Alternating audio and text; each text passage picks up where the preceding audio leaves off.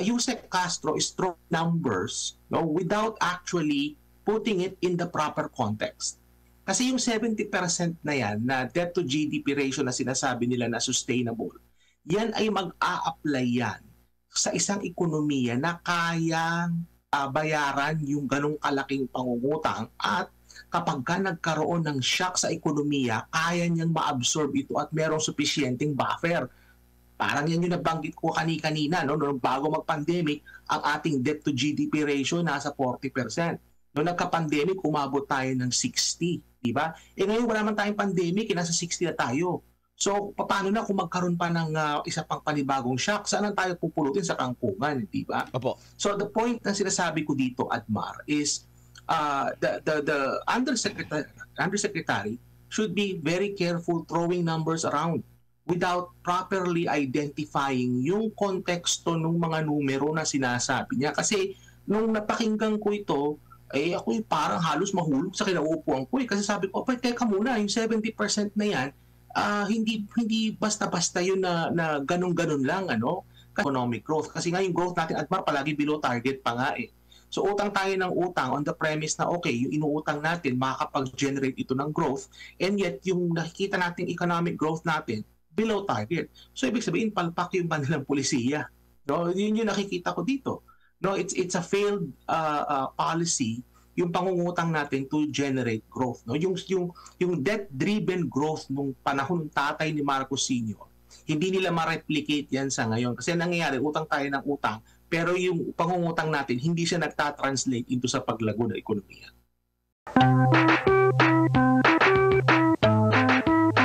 Mix 101 muna tayo. Ano ba itong debt to GDP ratio? Or debt to GDP? Admar, para sa ating mga tagapakinig, ang debt to GDP ratio, ito yung laki ng kabuoang utang ng isang bansa kontra doon sa laki ng kanyang ekonomiya. So, halimbawa, kung ang debt to GDP ratio natin ay 50%, for example, ibig sabihin yung laki ng pambansang utang ng bansa, yan ay kalahati ng laki nung kabuoang ekonomiya. So yan po yung nagpapakita kung gaano po kalaki ang inutang ng isang bansa. At yung utang na yan, Admar, hindi lang yan yung kasalukuyang utang. Kasama dyan yung mga utang na nung nakaraan. So kumbaga nagpatong-patong na yan. So sa ngayon po, nasa 62% ang ating debt to GDP ratio. Ibig sabihin, kung kontra mo yan dun sa laki ng ekonomiya ng Pilipinas, 62% ng ekonomiya ng Pilipinas ay katumbas noong pambansang utang natin sa kasalukuyan. Merong standard, dapat at least nasa hanggang saan lang dapat yung utang natin kung ihahambing sa laki ng ating ekonomiya? Kasi sa bansang kagaya ng Pilipinas, Admar, na tayo ay isang developing country, hindi nga natin na-reach yung upper middle income status, so nasa lower middle income pa rin tayo. At yung paglago ng ating ekonomiya ay hindi naman ganong kataasan, So pag pinagsuma-suma mo yan, ang lumalabas na sustainable na debt to GDP ratio natin is supposedly 60%. Yan nagresulta yung, Admar, yung figure na yan na 60%. That came from studies sa mga economists, mga published studies yan. Kasi sinasabi nila na yung mga bansa kagaya ng Pilipinas, for example, kapag ka naging mas mahigit 60% na yung debt to GDP ratio, mahihirapan na ito na mabayaran yung utang, and also at the same time magkakaroon ito ng epekto sa paglago ng ekonomiya. So kumbaga, base sa mga pag-aaral, kapag lumagpas ka na ng 60%, hindi na ito sustainable. Red flag na yan, ika nga. Kaya nga ako mismo na sorpresa dun sa sinabi ni Yusek Claire Castro kamakailan, na ayon sa kanya, sinabi ng DOF, ng Department of Finance, na kino-consider nila yung 70% debt to GDP ratio as sustainable. Ako mismo nung narinig ko yun, Admar, ako yung naghagilap kaagad kung saan nila nakuha yung figure na yan na 70%. Kasi ang prevailing na numero na alam ko at alam ng mga ekonomista is 60%.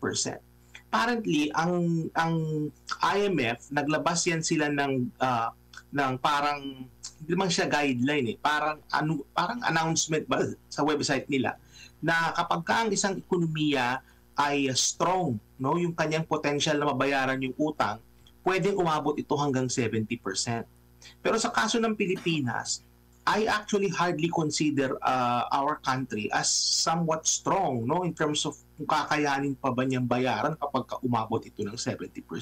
Kaya nga ako mismo nagulat, bakit parang napaka taas, no, nitong debt to GDP ratio na sinasabi ng ating gobyerno na sustainable, na in fact na ayon sa mga pag-aaral at MAR, ito'y dapat nasa 60% lamang. No, kaya ako'y nababahala kasi parang ginajustify ng ating gobyerno sa ngayon, na tumataas yung laki ng inutang natin kontra sa laki ng ekonomiya. Ginajustify nila ito by saying na pwede naman nating i-raise ng 70%. Pero kung titingnan mo yung macroeconomic fundamentals ng ating bansa at yung potential nito na mabayaran itong utang na ito, ay mukhang mahihirapan at MAR kasi tinitingnan din natin dito yung halimbawa kung magkaroon ng shocks in the future, kakayanin pa ba natin ito? Halimbawa, Admar, bigyan kita example. Supposing magkaroon uli ng pandemic. Diba? Magkaroon tayo ng pandemic. Ang ating debt to GDP ratio ngayon ay nasa 62%. Would that mean mangungutang na naman tayo? Ibig sabihin, aabot na tayo ng 80%? Anong mangyayari? Aabot tayo ng 100%. So, kumbaga, tataas lang siya ng tataas. So, hindi na siya sustainable. Diba? So, nung panahon ni FPRRB, nung umpisa, nung 2016, 2017, bago mag-pandemic, ang ating debt to GDP ratio ay nasa 40% lamang. So ibig sabihin, kapag ka nagkaroon ng shock sa ekonomiya, nagkaroon ng pandemic o nagkaroon ng hindi natin inaasahan na kinakailangan nating mangutang, meron pa tayong sufficient na ceiling na pwede nating marating. Parang buffer at meron. Kaya nga nakarating tayo ng 60%. Ang dapat na ginagawa ni Marcos Jr. ngayon is that dapat binababa nila yan. Napansin ko, wala naman tayong pandemic sa ngayon. Walang significant global shocks na nangyayari at the scale na kagaya ng pandemic. Bakit yung ating debt to GDP ratio ay tumataas? Well, isa lang ang sinasabi nito. It seems to me na ang ating gobyerno sa kasalukuyan ay walang disiplina sa paggastos. Yun yung nakikita ko. Kasi kung may disiplina yan sa paggastos, hindi lalaki ng ganyan yung debt to GDP ratio natin pag cost at MAR, ito ay bababa ng bababa. Opo. So linawin lang po natin na Doc, walang nakasaad at walang sinasabi na 70% ang international threshold. Kasi si Yusek Castro ang nagsabi nito na yung ating 62% or mahigit 60% na debt to GDP ratio ay pasok pa rin at sustainable dahil ang international threshold daw ay nasa 70%. Siya ang nagsabi nun. Kasi nabanggit mo parang wala, meron dito 60%, below 60%. Sabi ng sa Europa, ang parang pinaka-best talaga, below 60%. So ang sinasabi nyo po, walang nagsasabi sa international community or sa ibang bansa na 70% ang international threshold. First time mo rin marinig lang na galing kay Yusek Castro. Yes, hindi lang yan, Admar. Ito pang malinaw. Ayon sa mga pag-aaral mismo, kasi ako I'm an academic. Ako ay nag-publish na sa mga scientific articles, sa economics, sa mga pag-aaral ko. So alam kong naiintindihan ko yung academic literature na yan. Ang sinasabi dito, Admar, is that kapag ang debt to GDP ratio ng isang bansa ay tumataas ng tumataas, magkakaroon ito ng epekto sa paglago ng ekonomiya at magkakaroon ito siyempre ng impact sa sustainability nitong pangungutang na ito. Kaya usually nakikita sa mga pag-aaral is that kapag humigit na ng 60% ang pangungutang yung debt to GDP ratio, yung size ng pangungutang ng isang ekonomiya, nahihirapan na yung bansa na bayaran. Ito lalo-lalo na sa mga developing countries. Hindi naman tayo kagaya, Admar, ng Japan Sa kaso ng Japan, yung size ng pangutang nila mahigit, I think it's 200% the size of their economy yung utang nila. Pero Japan is more of an exception rather than the norm. But the point I'm trying to make is Yusek Castro is throwing numbers without actually putting it in the proper context.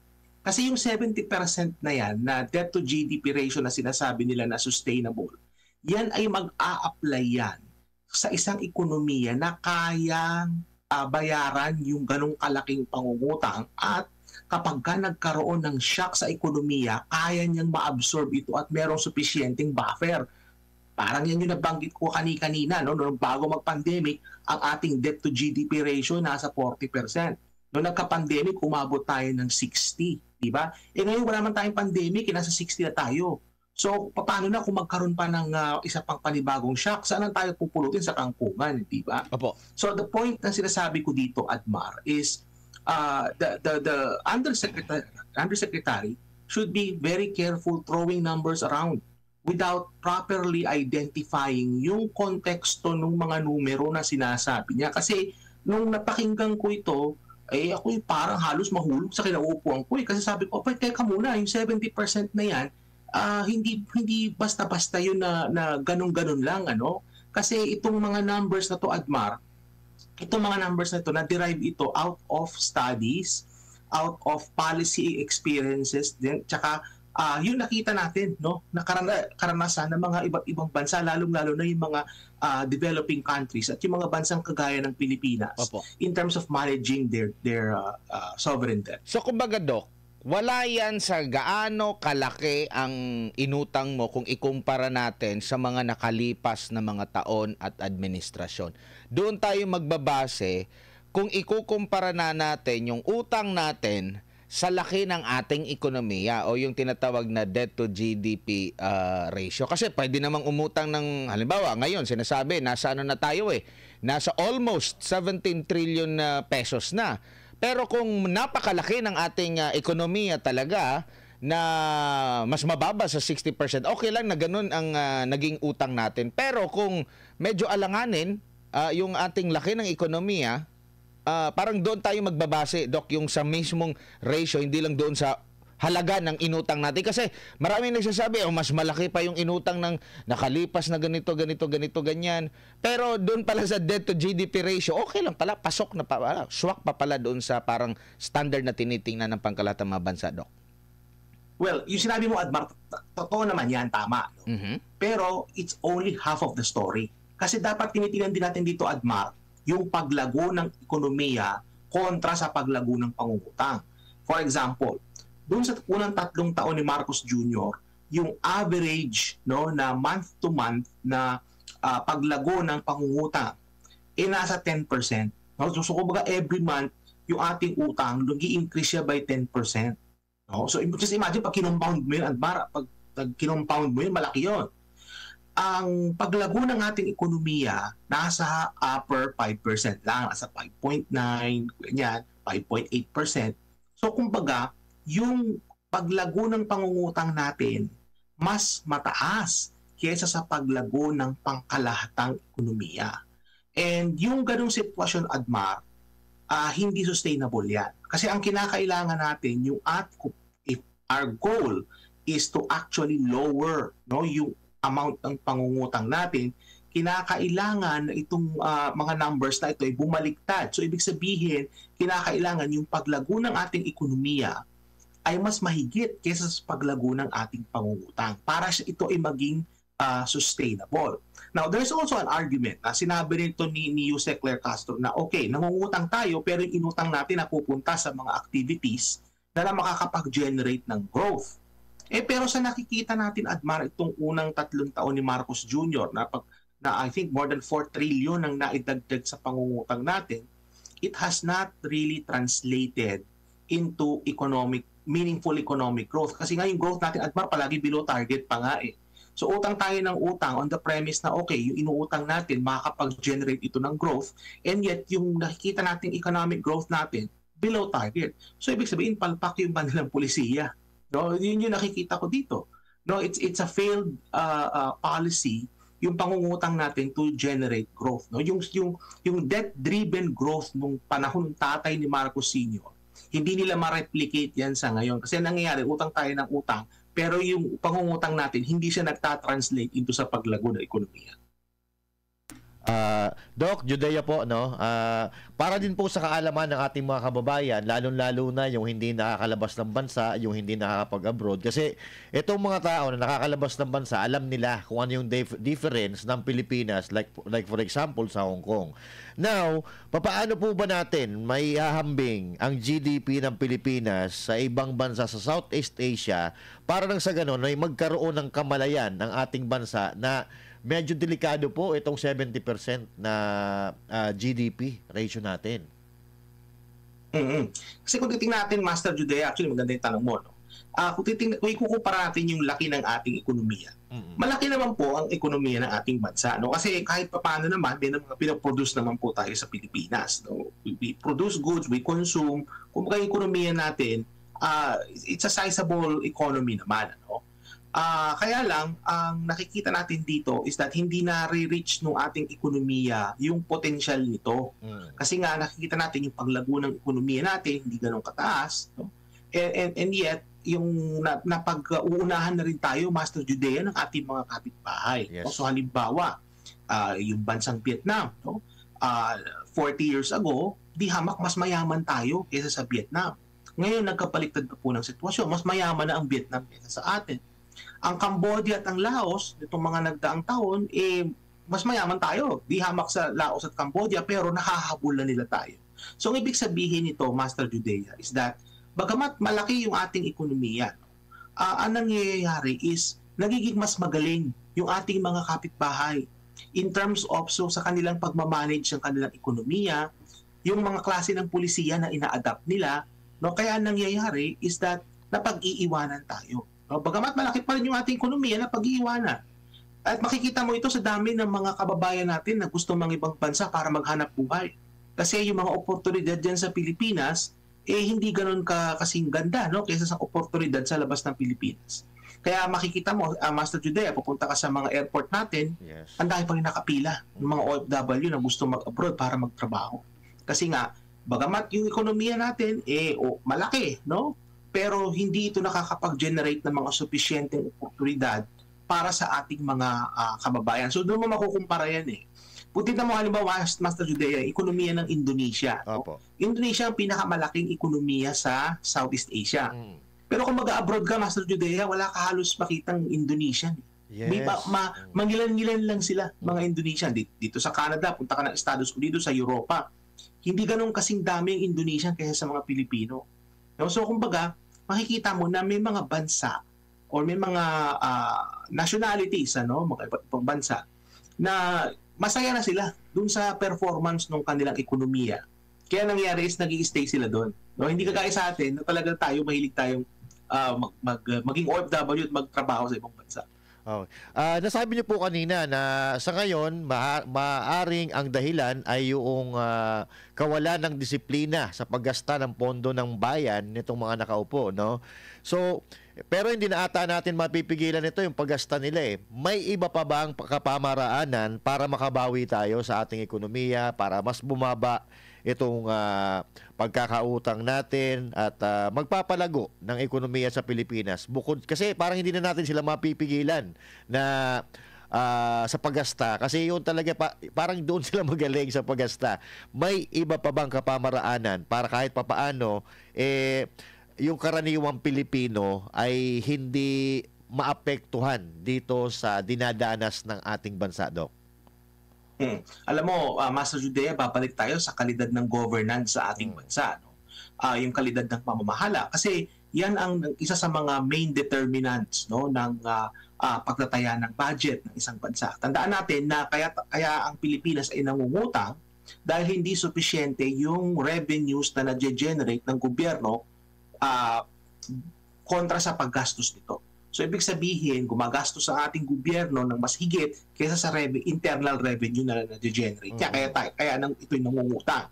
So, dun sa question mo na, okay, may magagawa ba ang taong bayan? Definitely may magagawa po tayo, no? So, ang pwede natin gawin dito is pwede natin kalampagin yung ating mga mambabatas, yung ating mga representative, no? Kung kayo po nasa distrito, kalampagin po ninyo yung inyong mga congressman.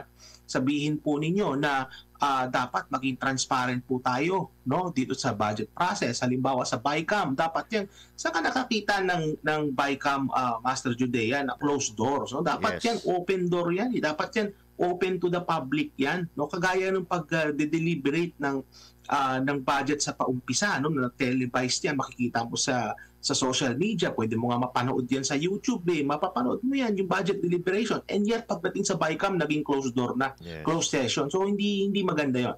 Dapat kalampagin natin ang ating mga mambabatas, no, at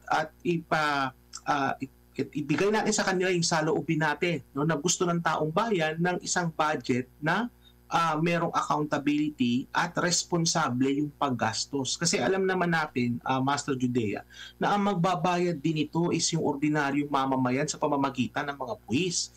Ang magsasuffer dito is tayo rin, no, yung mga mamamayan. Kasi ang mangyayari niyan is tayong sisingilin sa buwis. Hindi lang yun, Master Judea, yung inutang, ang magbabayad niyan yung mga future na Pilipino. Yes. So ibig sabihin, talagang dapat ang taong bayan ay merong dapat talagang silang say dito. Kaya the best way for now, based sa ating sistema, is kalampagin natin yung ating mga congressman, yung ating mga kinatawan. Kasi alam naman natin, binoto natin sila to represent us in the districts, di ba? Kahit party list, kalampagin ninyo, no? Contact them, no? May mga social media pages yan. Kontakin natin sila, sabihin natin na we want a budget that is fiscally responsible. A budget na mayroong disiplina sa paggastos. Yun ang kinakailangan natin. Kasi kung hindi po natin gagawin yan, ang mangyayari dyan is tutuloy sila ng paggastos, i-justify nila, sasabihin nila na ang ating debt to GDP ratio po na sustainable 80% na. No? Kaya gastos lang tayo ng gastos. Ang magiging kawawa dito, Master Judea, is taong bayan at yung mga Filipinos sa hinaharap. Opo, Doc, dito naman po sa naging pahayag, dahil tinanong siya, ano ba bang yung mga target? Kasi sabi nga na yung mga inutang ay gagamitin. I-quote ko lang si Yusek Castro, sabi niya dito, ginamit sa mga growth-enhancing investment tulad sa infrastructure, education, agriculture, health, and social services.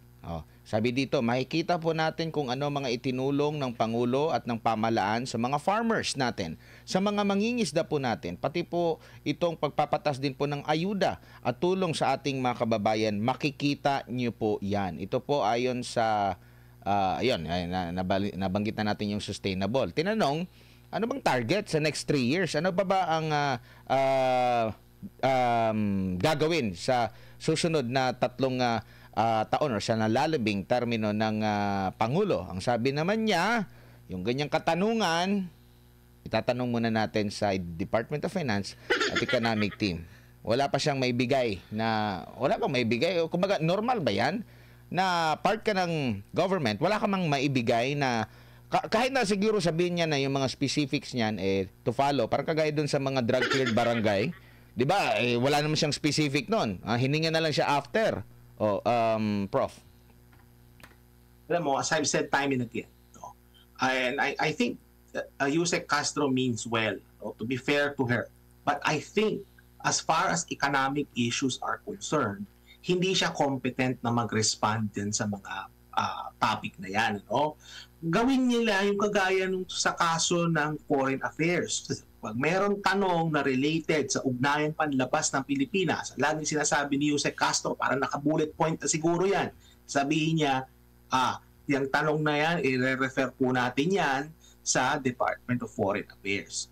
Sa lagay naman po ng ekonomiya, i-refer yan dapat dun sa secretary, yung economic advisor ni BBM, or dun sa mga members ng economic team. Kasi sa base sa nakikita ko noong mga nagdaang mga buwan, any economic question, no, na binato diyan kay Yusek Castro, medyo yung sablay yung mga sagot, no? So and again for proper messaging, I would actually suggest na i-defer niya yung answer niya dun sa mga economic managers. Kasi nga, alam nyo, Admar, yung mga sagot na yan, Yusek Castro, yung mga lumalabas galing sa kanya, galing sa palasyo, yan ay pinakikinggan yan ng mga investor.